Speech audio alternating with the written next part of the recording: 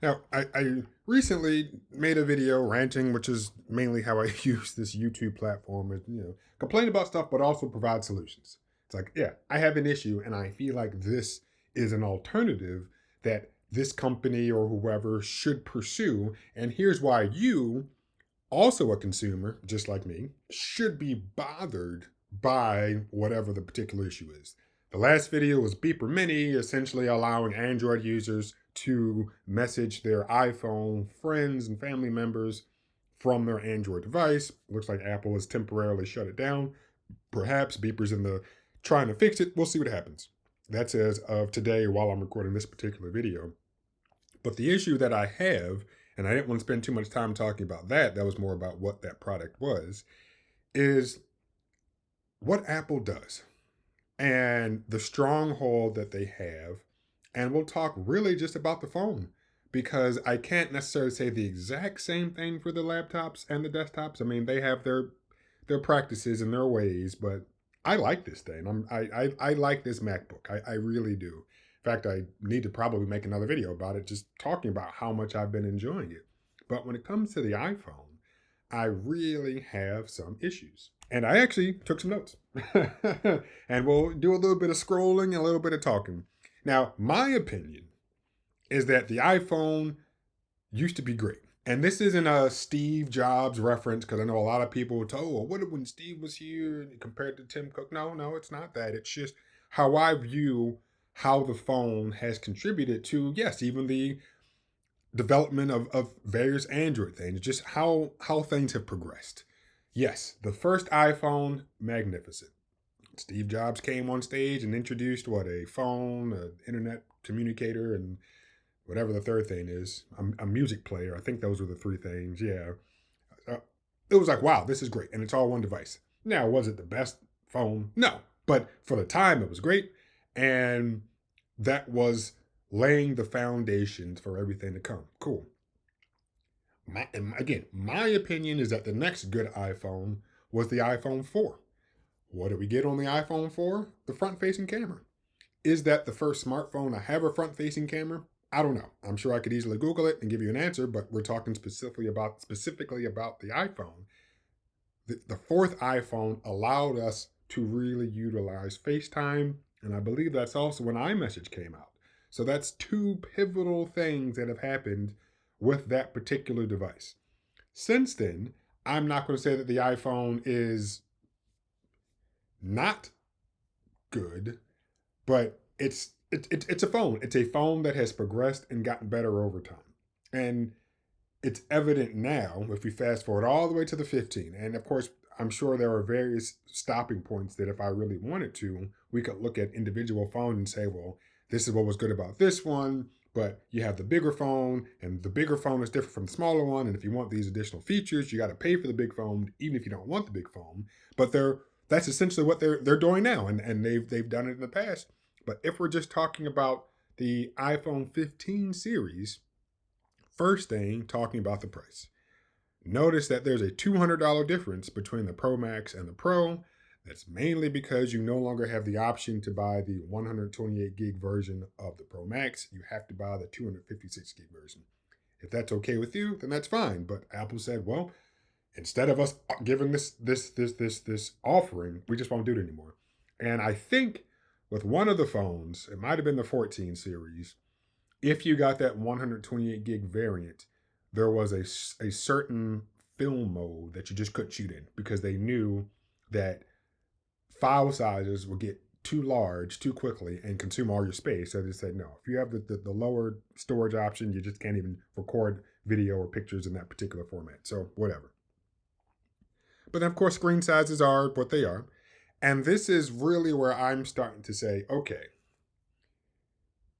you have these differences, and I'm trying to understand what makes this a pro device. And already right here we see that with the pro versions you get ProMotion. ProMotion just means a high refresh rate, 120 hertz. It's scalable.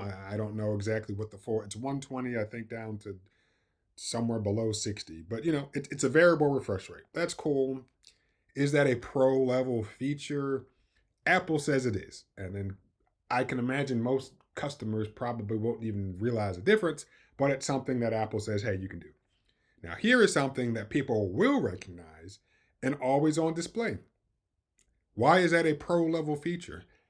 Android devices have been doing that for a long time. Not saying that that's the reason Apple should bring it down to its base models, but it's not a fancy thing. It's just, oh, we have OLEDs, so not LCDs, but we have OLEDs, and we can simply only illuminate the pixels that we need, and that really won't hurt the battery life too much. It'll tax it a little bit because, yeah, you'll still have some pixels on that would normally be off, but if you only need to illuminate enough pixels to show the time, how has that become a pro level feature? And I always have and will continue to have a hard time understanding why Apple has to separate that. But what also comes with this always on display now, I believe, with the iPhone 15s, I don't know about last year's phone. I really don't remember, because I think it came with the iOS update. At nighttime, well, it doesn't have to be at nighttime, but if you are charging your phone and you turn it horizontally, you now get that clock, or I forget what they call it. Maybe if I scroll down, I'll see it. But essentially, it's an alarm clock that stays active the entire time. So that way, at nighttime when you're sleeping, you can just look at your clock or look at your phone and see what time it is. It also shows notifications, things like that.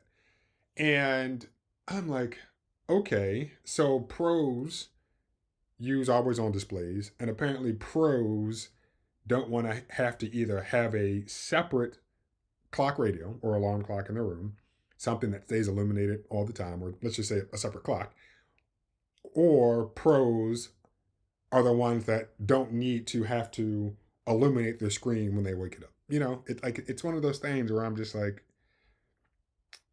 I don't understand why that is considered a pro device. Like, I'm sleeping one, and I just want to look over and see what time it is without having to tap my phone. How is that something that a pro would do? But it is what it is. It really, it does matter. I was about to say it doesn't matter, but it does, and it's when people continue buying these more expensive devices, Apple will continue making them, of course, and then they'll feel justified in segmenting their products the way that they do. The action button is stupid. It's not that it's a bad thing, but it's the overemphasis in terms of what it actually is. I mean, it's just a button that allows you to do stuff. I mean, there are buttons on phones. You have the volume buttons, and you have what used to be the power button, which is now just whatever you call it, a side button. I don't know what they really call it, but it's just, yeah, you can map you should be able to map multiple things to any button that's on the phone. Apple does what they want to do, and they'll say, well, this is what we'll allow you to do. And sometimes just like, interesting.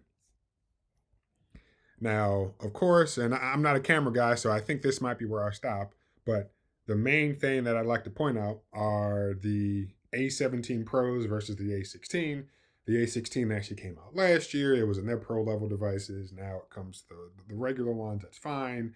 It looks like next year all phones are going to have various versions of the of the A18, and I'm sure there'll be a pro moniker on one of them and just regular for the other ones, and that's whatever.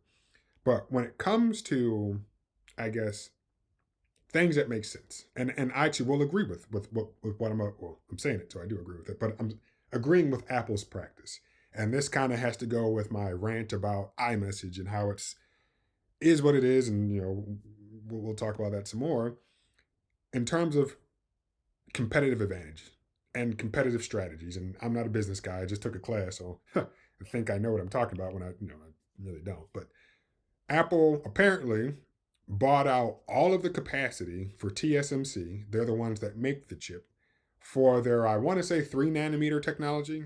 Please don't quote. Yeah, I think it's 3 nanometer this year. So it's like Apple is like, we have so much money and we want our phones to be the best, that we are going to be the only phone that has a chip made at this size. So TSMC, since you're the only ones that make them, here's all the money, and all the chips that you're going to make of this particular size are for us. Cool. I'm like, all right, I can see why a company as big and as powerful as Apple does it. And they did.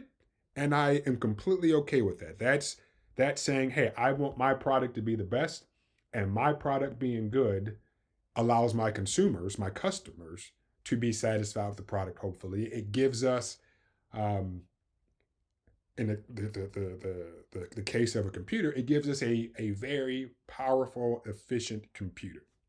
Cool, makes perfect sense.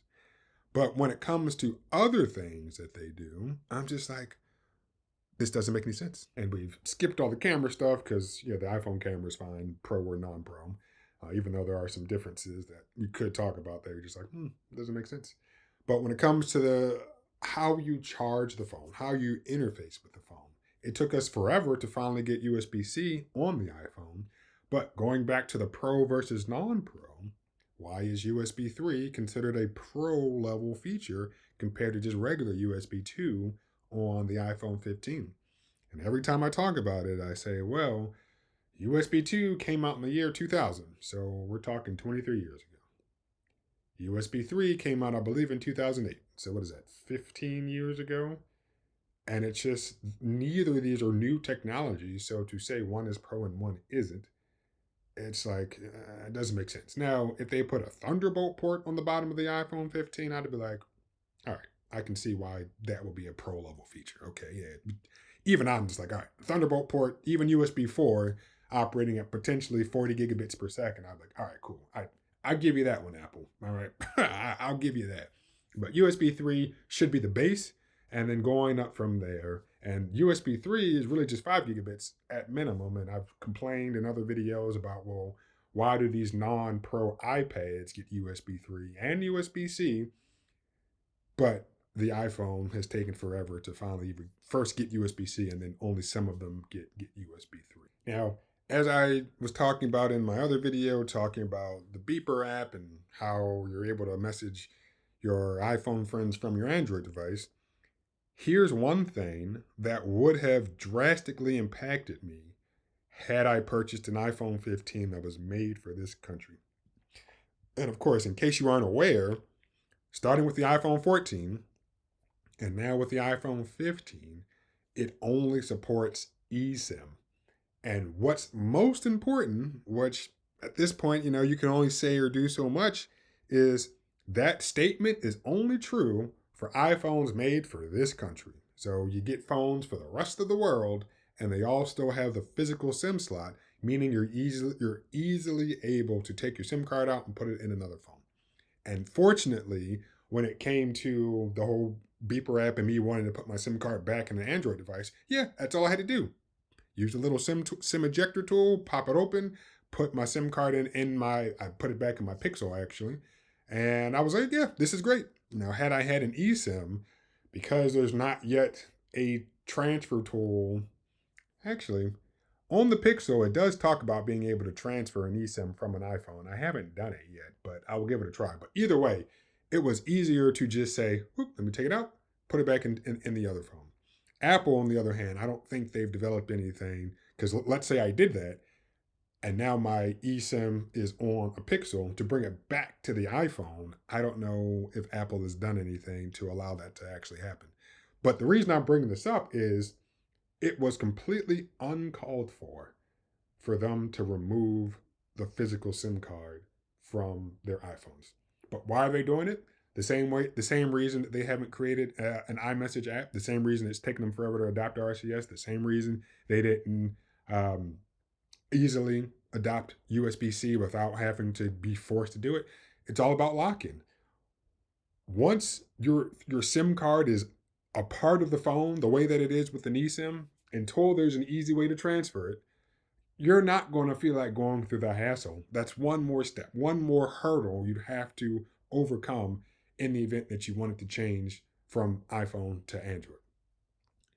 Now, is that something that could potentially be regulated? I don't know. Is that something Apple would want to do on their own? I don't know. But it's just another hurdle. And I'm so happy that the iPhone 15 that I purchased happened to not be made for this country. So that way I could just easily pop my SIM out. So I popped it into the Pixel. Beeper Mini stopped working, so I popped my SIM card just back into the iPhone, and I said, well, if it looks like Beeper starts working again, then I'll try it again. Now, when it comes to other things Apple has done, and it's been a while since it happened, but and I don't remember which version of iOS it was, but I'm 99.99% sure. Like I was watching it and I was just like, I either saw it during the little keynote or I saw a news article about it later. I forget, but I think Apple wanted the default calling method, and I'm assuming yes, when calling another iPhone user, is they wanted the default calling method to be FaceTime audio, and it's like what? I, I mean, I can understand the idea behind, I guess, an IP call versus just a regular call, but then that's why we also have voice over LTE now or voice over 5G or whatever. And like, I get why you would do that, but that's saying like, okay, I'm that's just not a good idea for it to be the default way that you call somebody. And I know, yeah, it got rolled back, but I will say the other day I was in a group chat with my dad and my aunt, and I think I just accidentally pressed something like call like in the little text thread, and yeah, it defaulted to FaceTime audio, but my dad doesn't have an iPhone, so I don't know what was happening at all. Like I don't know if don't even know if my aunt's phone rang. Like it almost seems like it's something that has to be cohesive to work, that all devices involved in that initiation of the group chat have to be iPhones for it to even work. So I don't even know if my aunt's phone even rang, but I immediately just stopped it and was like, why did it do that? So whatever. But I'm happy that that got rolled back.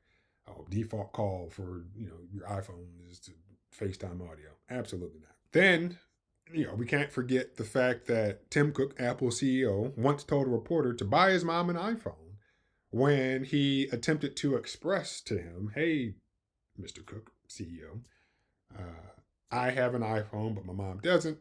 Sometimes I want to send her videos and pictures of things, and yeah, like we all know, it looks like garbage when you use the default messaging app." And Tim Cook's response was, "Buy your mom an iPhone," and he kind of chuckled, but of course he was being serious.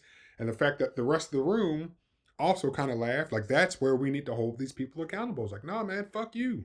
I shouldn't have to get my mom what I like because you won't allow your developers to push out something that will make our messaging experience better. Like, no, it's terrible. And I'll say the last thing that I'll probably say, because this has gone on and I hate editing these long videos, is the fact that the headphone jack was something that people were still using. And I know we're at iPhone 15 now. We got to go back to iPhone 7 to be that first phone where it was gone. But yeah, it's kind of still a nuisance to be honest with you. I mean, I've adopted, or I guess I've adapted to using USB-C headphones. I mean, yes, there was a time where I was using Bluetooth, and Bluetooth is fine, but to be honest with you, I just got tired of having to charge or remember to charge something else. That's really what it is. Fortunately, the Bluetooth headphones or Bluetooth devices I've used to talk on the phone with were either included in the cost of something that I bought or relatively inexpensive. So the cost for me isn't the number one reason I no longer use them, because I would still be using them. But yeah, it's just the I don't feel like charging something else. Plus, to be honest, and you can't see me, but just imagine AirPods, and AirPods are from the EarPods, the wired ones, and I like the ways that these sit in my ears. So I'm okay using this Apple product, and it's wired, and I even bought little USB-C to 3.5 millimeter dongles, so that way they can go into my USB-C products. But getting rid of the headphone jack, yeah, a strategic move. And of course, they created a problem and sold us a solution. That same year, AirPods came out. And yeah, now, yeah, they're the most popular Bluetooth headphones, or probably most popular headphones, period. And yeah, it makes sense. They said, we're going to take this away from you. But yeah, and even though we would include those headphones in the box. If you needed to buy another pair, they were what, $20, 19, whatever. But yeah, we'll get rid of the option for you to use those. Although technically you still could use the Lightning headphones, but people probably were just like, oh, well, I'll just get AirPods. And yeah, I think AirPods start at $100. Then you got the Pros that are twice that or whatever. And yeah, like it's business. I get it, but it's just making the overall experience worse because you have a headphone jack or the lightning port or now the USB-C port. It's not preventing Apple from also selling AirPods. So for those of us who just don't want those, we could have still continued using our wired connection the entire time. But now, even if you didn't want AirPods, you still needed to buy either a dongle to convert your regular 3.5 millimeter headphones into something else, or you just bought a brand new pair to fit the particular port that you actually have. So I think that's it. And if I could summarize it over 20 minutes into this, I understand why businesses do a lot of the stuff that they do. You can call it whatever you want to call it, but it just comes down to money. But there are certain things, in my opinion, and I think a lot of other people's opinions too, that it's like, hey, you can continue doing all of that other stuff. All that other stuff. I don't agree with most of it, but I understand it. It's not really impacting me. Continue doing all that other stuff. But when it comes to things like this whole iMessage issue, it's no longer about, hey, Apple, your product is capable of doing this. Your product is better than the competition. Your product is supported longer than the competition. Your product's battery life is better. Your product's camera is better. Your product's screen is better. Your product's speakers are better. So many things that individually, or I guess singularly, you could say, yeah, your product is good. It serves the needs of your consumers. And if that one person is holding their product and using it, whatever magic you've performed over that particular product doesn't impact their neighbor, because their neighbor might be using something from another company. But you decided that this is what we want to do. Our customers are going to like it, and it's going to be good for them. Cool. But when it comes to some of the things I mentioned before, but specifically iMessage, you are actively hurting that same customer that you spent all that time and money developing the product for them to get this great user experience. You are actively hurting that exact same customer because you've decided to not either create an iMessage app for Android or adopt RCS, or in this particular case, it seems like they might have blocked the Beeper Mini app. And that's really where I have an issue. Because right now, we're talking about phones and whatever Apple products.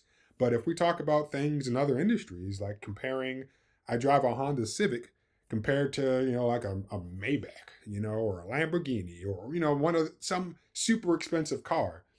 That person who bought that super expensive car, they might get to go from 0 to 60 in, 2.5 seconds. Or they might just look extremely cool, or everything might be touchscreen this, touchscreen that, voice control this. It might be able to go 230 miles an hour. Like, there are so many things that car can do, but none of them impact me as a non-fancy car owner. Everything that person does in their car, they aren't impacted by me not being a non-fancy car owner. So it doesn't make sense. Well, I'll say this. It's unfortunate that Apple is a company that just is always dragging their feet for just about everything.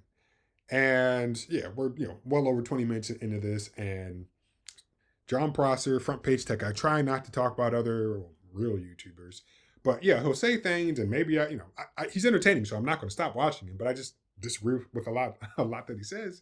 And for this last video, he was talking about the camera, and on the Pro Max, on the 15 Pro Max, and he's talked about stuff like this in the past, where he's like, Apple slowly releases things because they have to do it at such a large scale that it would be very difficult for them to easily implement everything, because the companies that actually manufacture this stuff might not be able to do it. Sure, okay, like, I can't say that that's false, but it's also a coincidence. Is it a coincidence that things like that come to the most expensive phone first? And I don't know which one was the most popular song. I don't know, but I don't think it's a coincidence that it comes to the most expensive phone first. Cool. And talk about the camera. Like I said, I don't really care, but that's just an example of, fine, let's say that that's true. But when it comes to anything that's software related, that just no longer applies. Like, it's software. You can push it all out at the same time.